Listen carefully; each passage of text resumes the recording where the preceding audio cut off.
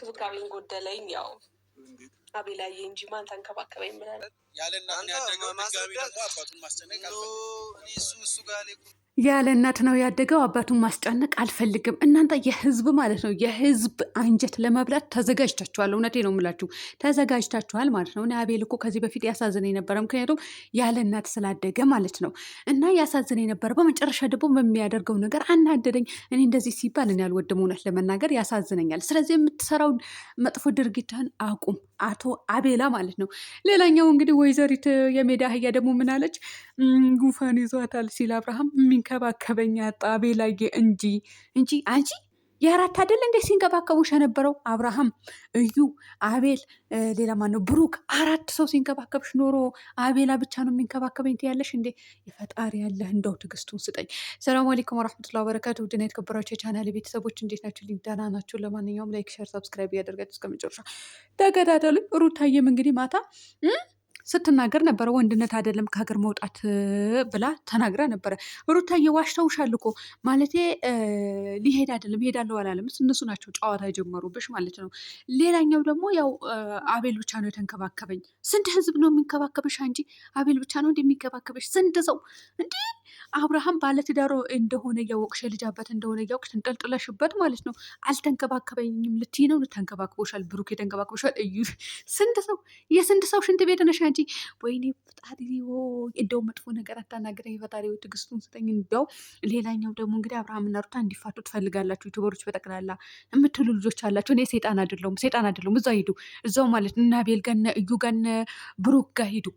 አብርሃም ራሱን ትዳሩን ለማፍረስ የተዘጋጀ ሰው ነው። እሱ ጋር ሄዱና እንደዛ በሉ። እኔ ሴጣን አይደለሁም እንዴ?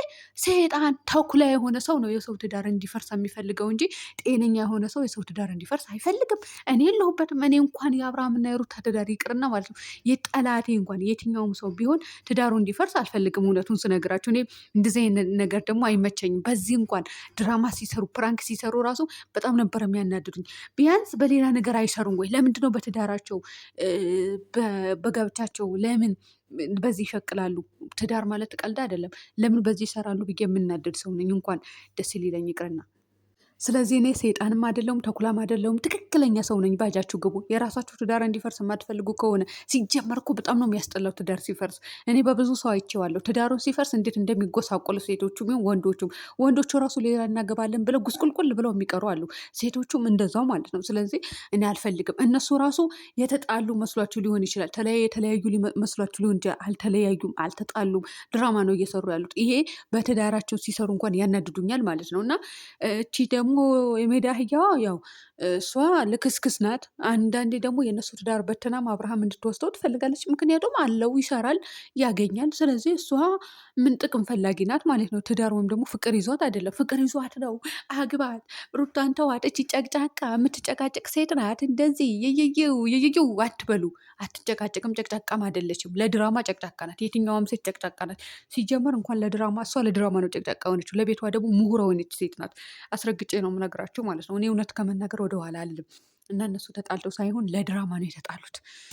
እሱ ተለያይተው ሳይሆን ለድራማ ነው የተለያዩት። ሌላ ነገር የለም ማለት ነው። እችኝቱ የሜዳ አህያም ደግሞ የምትመጣው ለድራማ ነው የምትመጣው።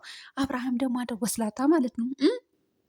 ሄርሜ ደግሞ አንድ አይነት ልብስ ለምንድን ነው የለበሳችሁት? አንተም ቀይ ጃኬት ለበስክ፣ እሷም አንቺው በቀሚሱ ተሰቃይሽ እኮ። እውነቴን ነው ተሰቃየች። ከላይ እንደዚህ ትጎትታለች፣ እንደዚህ ታደርጋለች። አልስተካከልም ብሏት እቺ ዝፍጥ ስታስጠላች የሜዳ አህያ። እውነት የሜዳ አህያ እኔ ነኝ ያወጣሁልሽ ይሄ ስም ማለት ነው። እኔ ነኝ ያወጣሁልሽ። ምንም አባሸታ መጪ ሰገጤ ማለት መሀይም ደግሞ እንትን አትበሉ፣ እሪ አትበሉ። የቡችላ ደጋፊ ማለት ነው። የምሬ ነው ብላችሁ። ሌላኛው ደግሞ እንግዲህ ገኒ የአቤል ቤተሰብ ጋ አሳዩም። ታቂዋለሽ። አዎ ታቂዋለሽ። የአብርሃም አክስት ማለት ታቂዋለሽ። ሄደሽ ለምን አትጠይቂም? እንደዛ ከሆነ እውነተኛ እንትን ካላችሁ ሲጀመር ትልልቅ ሰዎች አትዋሹ። በቃ በድራማ ውጡ። እኔ አሁን እናንተ መናገር አልፈልግም። ስሩ በቃ። የኑሮ ውድነት አናላችሁ አዙሮታል። እንኳን እናንተ እኔን ራሱ ሊያዞረኝ ነው እንዴ። ወታችሁ ማለት ነው። በ300 ብር እቃ ገዛለሁ ብለሽ ትወጫለሽ አዳሜ። በ300 ብር ጫማ ሲሊፐር እዛ 5 ሪያል 10 ሪያል ነው የሚገዛው ሳውዲ ላይ። እዚህ 300 ብር 450 እንደዛ ነው የሚሸጠው ቡታጀራ ላይ። እና እንደዛ ማለት ደንግጫለሁ። ከትናንት ወደ ሳልገዛ መጣሁ ማለት ነው። ስተፍሮት ላይ የምሬ ነው የምላችሁ ሳልገዛ መጣሁ እና ከ50 ተባልኩኝ። ከ50 ሲባል 150 ነው እንዲ አልኩኝ። 150 ምንድን ነው ያልሽው ተባልኩኝ። ከዛ በኋላ እንዳልሰማ ሰው ዝም አልኩ። አዲስ ናት እሷ ተባለ። ከኔ ጋር ሰው ነበረ ማለት ነው። ጓደኛዬ ነበረች። አዲስ ናት እሷ ምንም አታውቅም ብዬ ተባልኩና ሄድኩኝ ማለት ነው ሳልገዛ። ስለዚህ እናንተም የኑሮ ውድነቱ እንደዛ ኑሮ አናላችሁ አዝሮታል። ለዛም ነው የምትወዙት እዚህ በውሸት ማለት ነው። ስሩ አግኙ፣ ግን በውሸት አትስሩ። እሺ ብሎግ ስሩ፣ የቀን ብሎግ እና እንደዛ ነው እላችኋለሁ። ለማንኛውም ውድ ቤተሰቦች እንግዲህ ሩታዬም ያው ወንድነት አይደለም ብላለች፣ ነግረሃለች። ከሴት ጋር መላላጠን ወንድነት አይደለም። አቶ አብርሃም ልጅህን አርፋ አሳድግ። እቼ የሜዳ አህያ አርቅ። ግን አርቅ ስልህም እኔ አላቅላችሁም። እናንተ ተስማምታችሁ ነው የምትሰሩት። ግን ትዳርህን ይሻልሃል። ቤትህ ሰብስበህ ያዝ።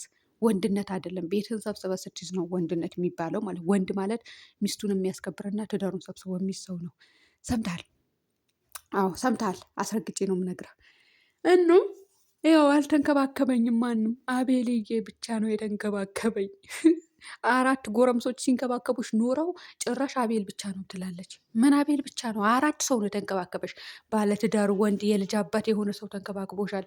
እንደው አንተ ምንም አላደረግ። አንተ ሲያስነጥስህ ራሱ እንትን እልህ ነበረ። እንዴት ነው የሚጨነቀው? እንዴት ነው ማዝንልህ? ወይኔ ላልቅስ። አሁንስ ምን ላድርግ? እንደ አንቺ እኮ ተፈተሽ ተለቀሻል። አንቺ ብታደርጊው ድርጊት እኛ ራሱ በስድባችን የምናደርገው ነገር የእኛ ጥፋት ነው የሚብሰው ከአንቺ ጥፋት። የምር ቤተሰብ እኛ የምንሳደበው ነው የሚበልጠው ማለት ነው። እንደው ጾማችሁ ጾሙ ክርስቲያኖች፣ እኛም ረመዳን ደርሷል። ጾማችን እንጾሙበት። እናንተ ዱቄታ ሙላት አቆሙ እንደሆነ አቆሙ። የምር ተፋቱን በቃ። እንዴ ልጨርሱና እንዴ። ለማንኛውም ጋይስ ሩታ አንድ ሰው ይዘሽ ነኝ ማለቴ ሩታ አትልከሰክስም። በነገራችን ላይ መቼ ማስረግጬ ነው ነገራች አታደርገውም። ግን ፕራንክ ስሪ፣ በቃ ስራ ስሪ። አብርሃም ከዚች ሴትዮ ጋር እንደሚሰራ አንቺም ስሪ ማለት ነው።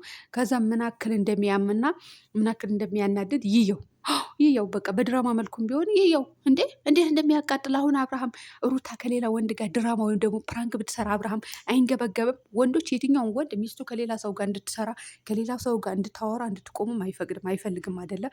ስለዚህ ይየው እሱ ማለት ነው ደስ እንደማይለው እንደው በድራማ መልክ አድርገሽ በፕራንክ ማድረገሽ ስሪ። ምን አይነት ስሜት እንደሚሰማው እዩ ማለት ነው ለአብርሃም። ርር ድብን ቅጥል ነው የሚለው። የምሬ ነው የምላቸው እሱ። ምክንያቱም አይፈቅድላትም እኮ አይፈልግም እኮ ሚስቱ የሆነ ሰው እንዲንቅበት ዝቅ እንዲያደርግበት አይፈልግም። ግን ስትሰደብ ምንም መስሎ አይታየውም። አውዝ ቢላ ምንቃ አንተ ልጅ እንደው ምን ልበልህ አንተ ምን ልበልህ? ለመሳደብ አቀርባለሁ ዝም እላለሁ። ልጅህን አርፈህ አሳድጋው። ልጅህን ብታሳድግ ይሻላል። ብነቃህ ብሰድብህ ደግሞ ልጅህ አለ እኮ ልጅህ አለ። ያለ አባት ማድረግ የለበትም ልጅህ።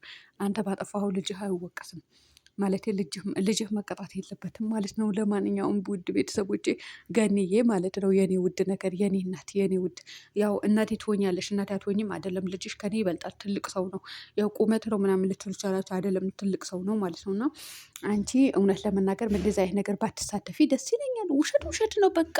እንደ የኔ ውድ ነገር ከዚህ በፊት የምትሰሪው ስራ ደግሞ ስሪ አልልሽም፣ እውነት ስሪ አልልሽም። ግን ማለት ነው አክስት ከመሆንሽ አንጻር ጥሩ ነገር ብትሰሪ ደስ ይለኝ ነበረ። ግን ምንም ማድረግ አይቻልም። በቃ ስሪ እንዴ፣ እውነት ስሪ። አበረታቷት ውድ ቤተሰቦች። ከዚህ በፊት እኮ እንጀራ ነበረ የምትጋገረው። የምሬ ነው የምላችሁ። እኔ እሱ እንድትሰራ አልፈልግም። ይሄ ብትሰራ ብትዋሽ ይሻላል ያንን ከምትሰራ ማለት ነው። ትለወጥ ደግሞ ያጣ ሰው ሰርቶ ሲያገኝ ደስ ይላል ማለት ነው። እና እሷ በተለይ ታሳዝነኝ ነበረ። ምክንያቱም እንጀራ ምናምን ስለምትጋገር እና የኔ ውድ ነገር ይለፍልሽ፣ ስሪ፣ ተለወጪ። አትዋሺ አልልሽም። ዋሺ በደንብ አድርገሽ ማለት ነው። እኛም እየዋሸን ነው ማለት እኔ እየዋሸው አይደለም። እኔ በሚሰሩት ነገር ነው የምሰራው። እና እንደዛ ነው የምላችሁ ውድ ቤተሰቦች። ለማንኛውም እንዲፋቱ ትፈልጋላቸው የምትሉ ልጆች ደግሞ እኔ ወላሂ የማንም ሰው ትዳር እንዲፈርስ አልፈልግም። ባጃችሁ ግቡ። እኔ የለውበትም እንደዚ አይነት ነገር ተሳትፌም አላቅም።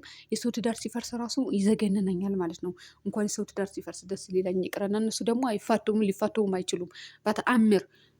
ያቺ ቡችላም ደግሞ አብርሃምን የምታገባ እንዳይመስላችሁ። ለማንኛውም ውድ ቤተሰቦች በያላችሁበት ሰላም ሆኑልኝ።